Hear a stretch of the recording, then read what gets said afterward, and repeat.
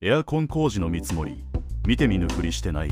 家電量販店で買えばいいやって思ってるなら要注意。結論、隠蔽配管にすると1台に10万かかる。見た目をすっきりさせたい代償は想像以上にでかい。逆に露出配管なら安いけど外観がダサくなる。君ならどっちを選ぶ？コメントで教えて。エアコン代を最小限にする全館空調の作り方、本編でぶちまけるよ。続きは下の坪単価の嘘を見破る防衛術を今すぐタップ。それとエイジングハウスって検索してみて。